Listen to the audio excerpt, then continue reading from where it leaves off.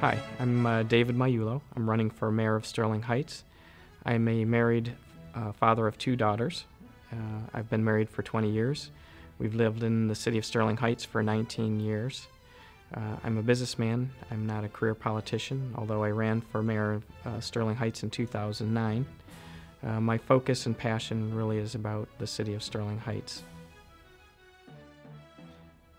The primary responsibility for the mayor is really to lead the council, and the way that I envision it is the mayor will will be a strong leader for the city, will be a good representative of the city, be able to represent the value of the city to future businesses, to attract new businesses into the city, to be able to have a conversation with the businessman in the language that he understands, to be able to sell the value of the city and why they should locate in Sterling Heights.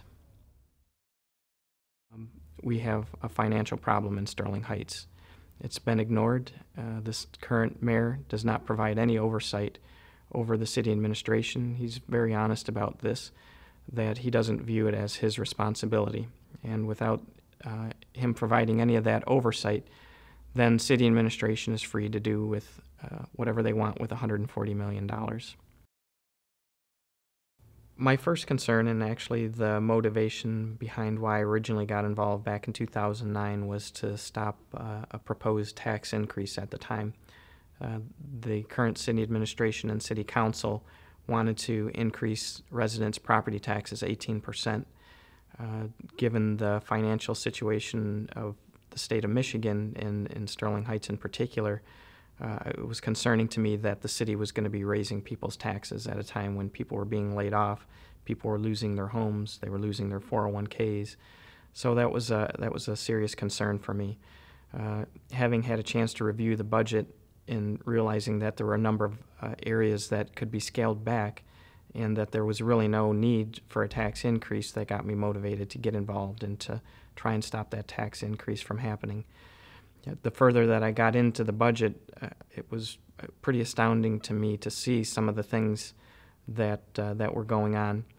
One example is the fact that Sterling Heights has over $175 million in unfunded health care and pension liabilities.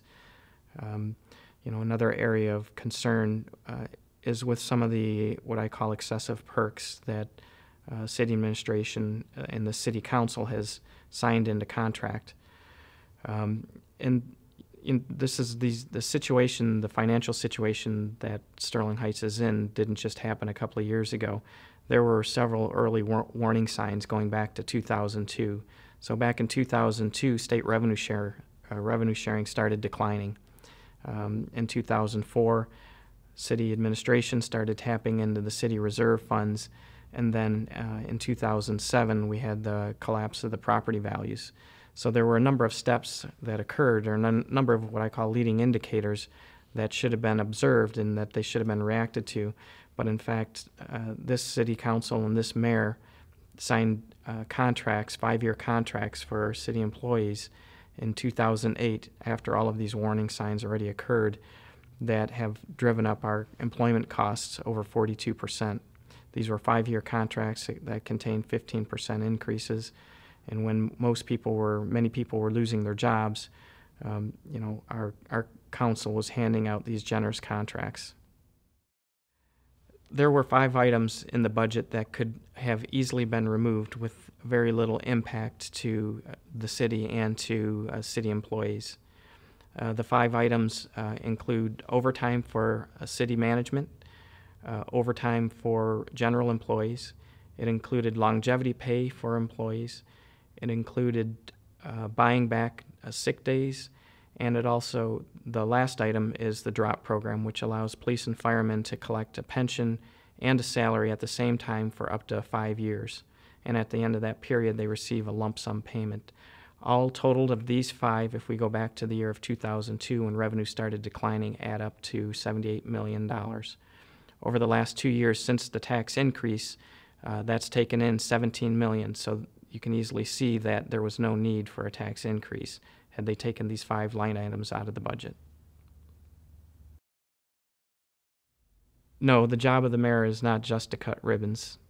His role and responsibilities are clearly defined within the city charter, and that states that they have policy-making responsibilities, they have budget approval and review responsibilities, and they have legislative responsibilities. Residents of Sterling Heights, please join me in thanking Mayor Richard Noddy for his many years of service to Sterling Heights. But now is the time to elect the next generation of leadership to take Sterling Heights from good to great. Please elect David Mayulo as your mayor of Sterling Heights.